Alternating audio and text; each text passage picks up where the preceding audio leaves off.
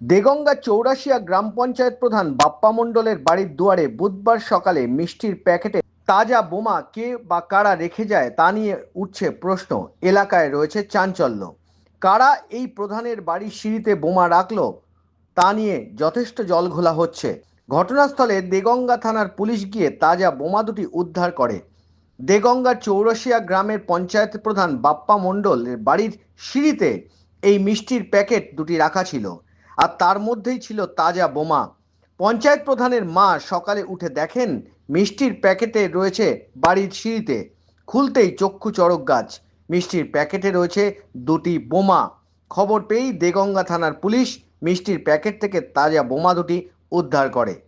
থেকে মা উঠেছিল মন্দিরের ফুল তোলার জন্য। দেখে সিঁড়িতে একটা পার্সেল ছিল। মা আমাকে ডাকলো, আমি সেই পার্সেলটা ওই একটা লাঠি দিয়ে সরিয়ে দিলাম।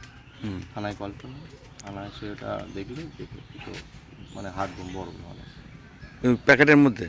হ্যাঁ খুলে দেখলো, দিয়ে ওনারা জলের মধ্যে নিয়ে ওটা চলে গেল। কি মনে হলো আপনার যে কারা করতে পারে এই কাজ? বুঝতে পারছি না, আর আমার সেইভাবে কোনো শত্রু নেই। আপনি তো একজন পঞ্চায়েত প্রধান, হ্যাঁ।